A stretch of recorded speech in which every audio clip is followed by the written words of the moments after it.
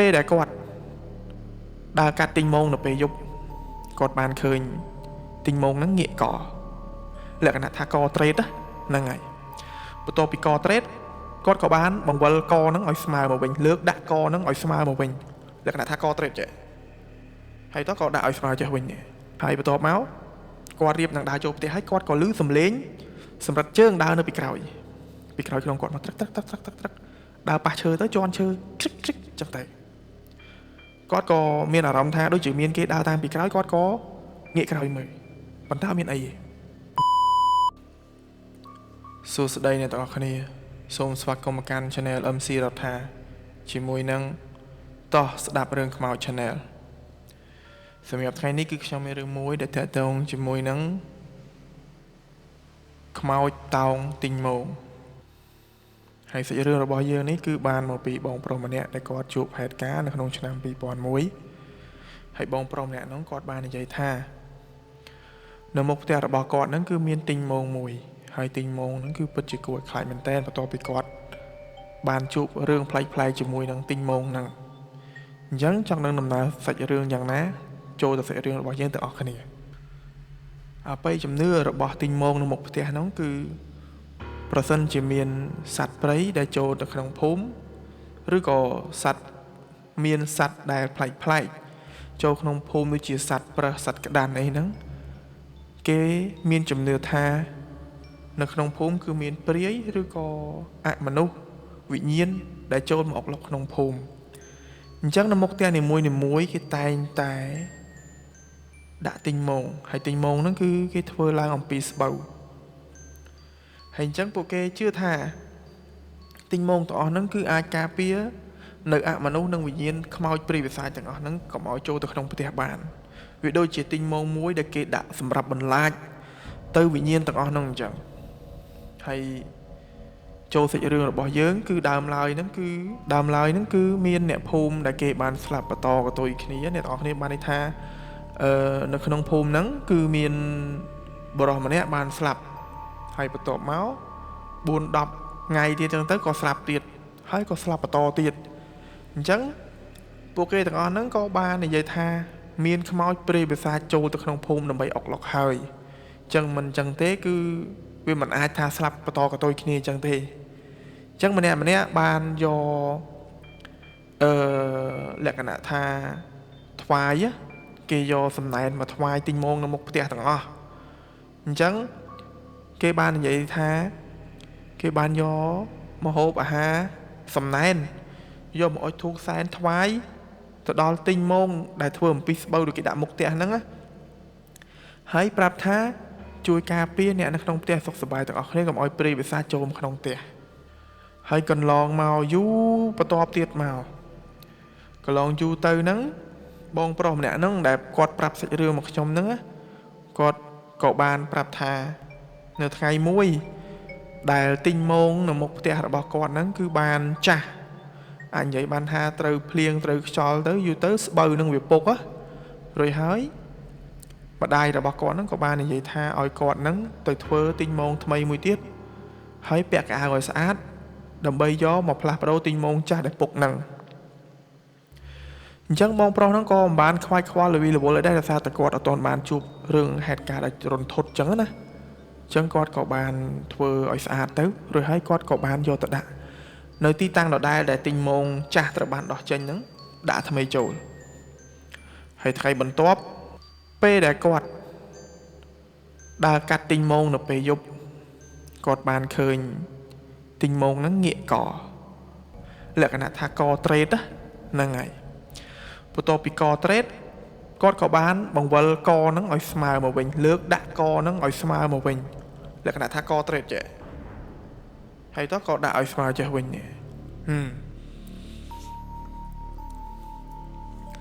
បន្ទាប់ពីដាក់ឲ្យស្មើរួចហើយគាត់ក៏បានដើរចូលទៅក្នុងផ្ទះធម្មតាពេលយប់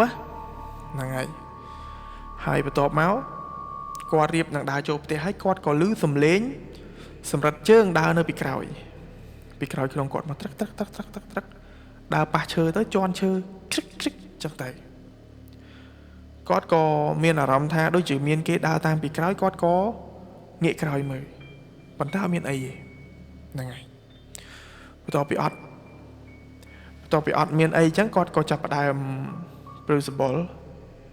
រៀងភ័យដែរពេលយប់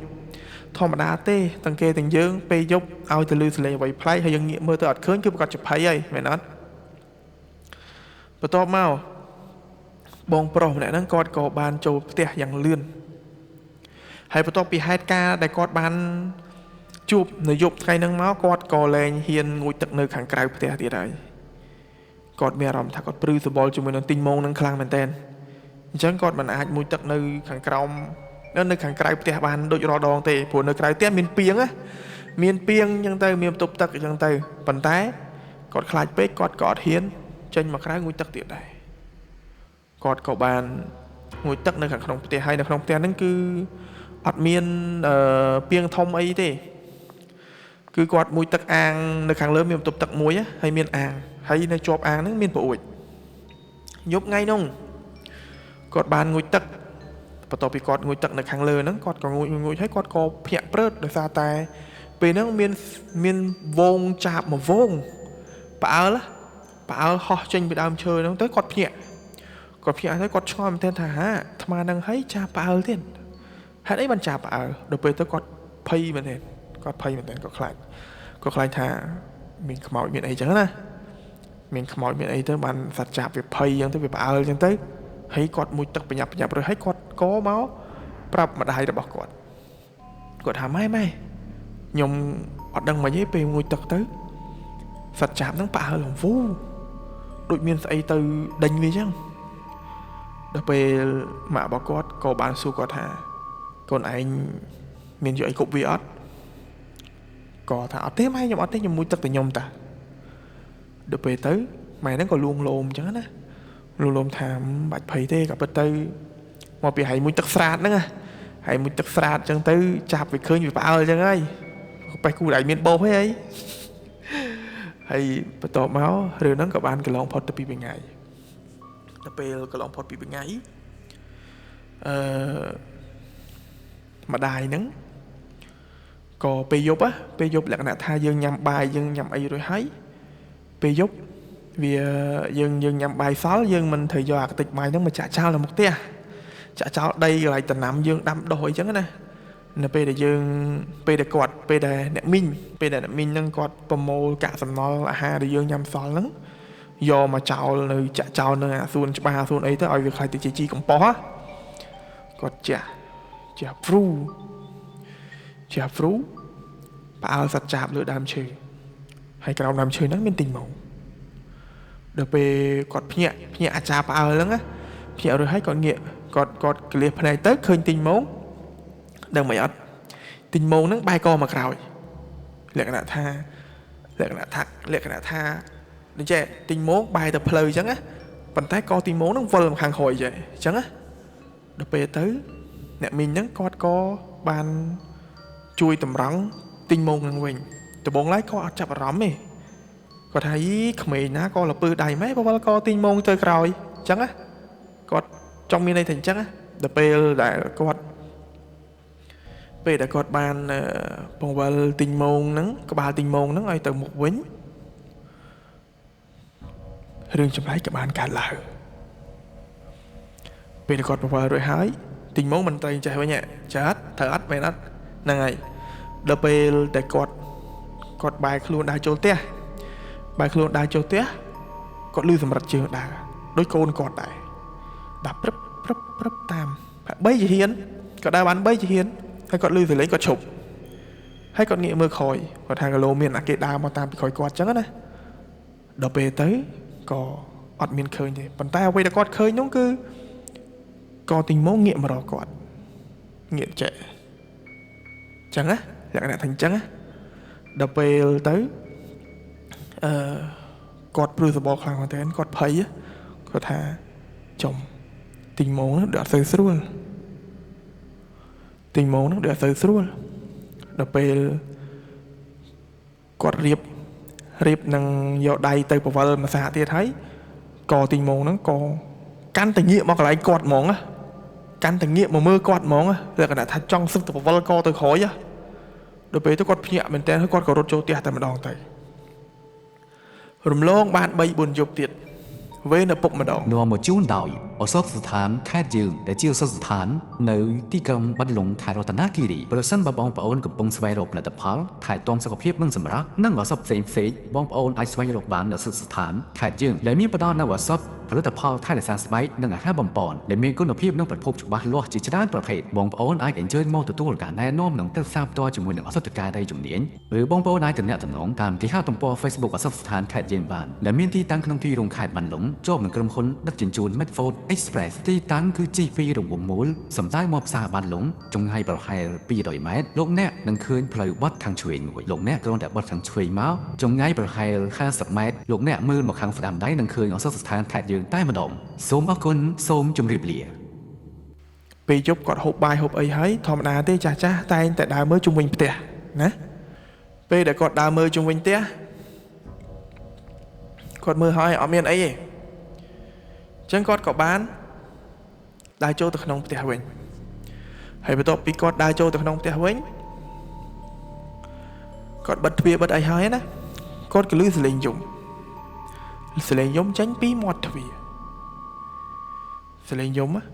អូខ្ញុំរំលងភ្លេចមុននឹងគាត់ដើរចេញទៅក្រៅហ្នឹងមុនហ្នឹងមានភ្លៀងត្រូវមានភ្លៀងមួយមេធំអញ្ចឹងទៅហើយបន្ទាប់ពីគាត់ហូបបាយហូបអីពីយប់ហើយគាត់ដើរចេញមកមើលក្រៅផ្ទះដល់ពេលចេញមកមើលក្រៅផ្ទះអីចឹងទៅគាត់ក៏បានដើរចូលទៅក្នុងផ្ទះវិញពេលចូលដើរមើលពេលចូលទៅដល់ក្នុងផ្ទះវិញរៀបនឹងដើរឡើងកម្មចតាហើយគាត់ក៏ឮសលេងយំ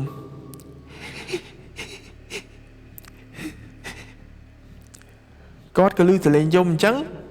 គាត់ក៏ផ្ទៀងត្រចៀករបស់គាត់ស្ដាប់ថាចុំសលេងហ្នឹងមកពីណាស្ដាប់ចុះស្ដាប់ឡើងចេញពីមាត់ទ្វារ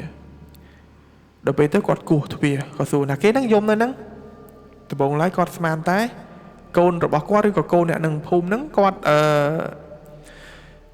វែងម៉ែឪវែងផ្ទះអីអត់បានទៅផ្ទះអញ្ចឹងណាក៏យំនៅមាត់ទ្វារអញ្ចឹងណាគាត់ក៏សួរថាពីណាគេហ្នឹងពីណាគេយំនៅមាត់ទ្វារហ្នឹងហើយដល់ពេលទៅក៏បានតបវិញថាខ្ញុំល្ងាដល់ពេលទៅគាត់ក៏ថាសលេងហ្នឹងដូចមិនមែនសលេងកូនគាត់ទេដូចជាក្មេងនៅក្នុងភូមិគាត់ក៏បើកទ្វារបើកទ្វារអញ្ចឹងទៅក៏អត់ឃើញអីទេគាត់ឃើញឆ្ងល់យប់ថ្មនេះហើយមានក្មេងមកលេងញ៉ៃទៀតអត់ព្រមទៅផ្ទះទៅអីអញ្ចឹងណារួចហើយគាត់ក៏បានដើរចូលទៅក្នុងបន្ទប់របស់គាត់តែម្ដងទៅបិទទ្វារចាក់កលឹះចាក់អីស្អាតឡើងកម្មចតាក្រឹកហើយចូលទៅក្នុងបន្ទប់របស់គាត់បិទទ្វាររៀបនឹងចូលសម្រានដល់វគ្គពិសេសណាពេលដែលគាត់បិទទ្វារក្រឹបគាត់ក៏ឮសលេងភាសាទៀតឮសលេងនេះគឺឮសលេងមិនមែនជាមនុស្សអ្នកនិយាយទេសលេង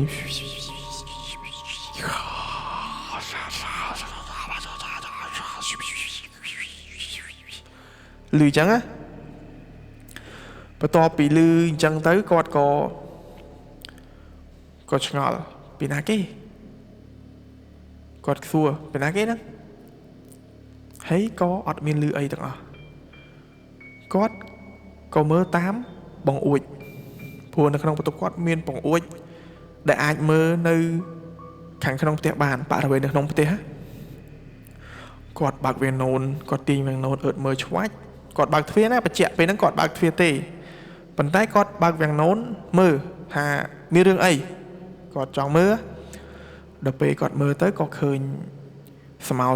ខ្មៅស្ទង់ប៉ុន្តែឃើញអាវច្បាស់គាត់ថាច្បាស់នឹងភ្នែកមិនមែនមនុស្សទេគឺទិញម៉ងនឹងឈរនៅក្នុងផ្ទះហ្នឹងតែម្ដងឈរលក្ខណៈថាចង្កាងដូចទិញម៉ងណាបើអ្នកទាំងអស់គ្នាធ្លាប់លេងហ្គេម Franco បើធ្លាប់លេងហ្គេម Mobile Legends អ្នកទាំងអស់គ្នាគាត់ឃើញ hero មួយដែលមានឈ្មោះថា Franco skin របស់ Franco ដែលគេដាក់ឈើឆ្កាងហ្នឹងហើយគឺឈរដៃឆ្កាងអញ្ចឹងប៉ុន្តែអ្វីដែលគាត់បានឃើញច្បាស់បំផុតហ្នឹងគឺឃើញអាវហ្នឹងគឺតម្រង់អាវហ្នឹងមិនមែនតម្រង់អាវមនុស្សធម្មតាទេអាវហ្នឹងគឺតម្រង់អាវពាក់លើទិញម៉ងដល់អញ្ចឹងគាត់ដឹងថាអូ cả bất tình mông là một tiệc còn nó miền Vĩnh Nhiên nơi á lại là thạc mọi pri bị xa trô tới thật nặng nơi không tinh mông năng chẳng hỡi còn có bàn do rụp pre sẽ có pre là bà con nắng đây còn sật thi bị lột tục bẹ tam khuôn nắng còn có bàn bẹ còn có bàn bẹ còn có bàn lự đầy màu sầm bẹ hay pronom xôm xịt đầy sọc xôm đành opatrup chẳng rai chẳng á hay con có đạn nó nóng tờ mũi tắc á tờ nắng miên tắc hay còn pronom hay còn đạn nó không năng là bị đạn nó rồi hay còn bao thúy á hay còn đào cho mà đạn trong tờ so cả đảo tè hay còn pro trung vinh năng rồi hay còn đạn nơi trong tờ so cả đảo tè tại mà đâu bây giờ con đạn trong so cả đảo tè rồi hay còn lang từ sầm rạ thò mà đà lang từ địch vấn té dụng nó cứ còn địa lụi một là hết cứ còn lư xử lý đừng lư xử lý ai vậy xử lý cứ xử lý rốt bánh tè tại mà đâu vậy tới Vĩnh Nhiên đài tinh môn nữa Vĩnh Nhiên tinh môn nó trâu tập không té nó cứ ọt bàn nơi đi tới na có đau tới na có liệt này cứ rút bánh té tại mà đâu rút bánh té tại mà đâu lư lên nó lư chui lư đam lư ở nơi lư lăng tưa lư ấy đó cứ lư oi lư tại mà đâu lư rồi hái sải láng con có bàn phía xa chỉ môi nó bồn có thằng tình môn đốt cháu nó mạch tục tình mong lô này tình mong nó miền Vĩnh Nhiên cả này miền Vĩnh Nhiên nơi này chừng nhưng bạch đại với tía đi những đốt túi cháu nó đầu về tới và bồn rồi bà cốt của bà này vậy thà cả tới nhóm đăng đây ta bàn tay nhóm mà toàn hiên sầm rải chất để xa nhóm chạm phía xa mười ấy sân bàn tay nhóm che tập plek con có bàn rai rạp để sạch rương rồi bà cốt bàn chụp cho mình tình mong tập mát prap tập ở đây cốt hay ở đây cốt có bàn mùi mà tệ này thà lấy dương đột tình môn đang chào món thế dương bạch túc viết đột quạt có đột tình môn hái quạt có chốt đã tình môn tăngពីngày nhưng mà đau sập ngày quạt có chốt đã hái theo bao quạt miền ấy tiệt này ọt miền Vĩnh Nhiên ọt miền hạt cà play cả lăng nước đồng tiền bao quạt lồng đẩy quạt lồng cồn quạt tiệt thì năng ngày hay bắt đầuពីngày đang máu bộ quạt ở cái nó có sọc sàn là hô đau sập ngày đang tới hay sẽរឿងគឺមានតែប៉ុណ្្នឹងឯងអ្នកនរគ្នាបាទអរគុណអ្នកនរគ្នាកុំភ្លេចចុច Subscribe នៅ Channel MC រដ្ឋាជាមួយនឹងតោះស្ដាប់រឿងខ្មោចអរគុណអ្នកនរគ្នាជម្រាបលាបាយបាយ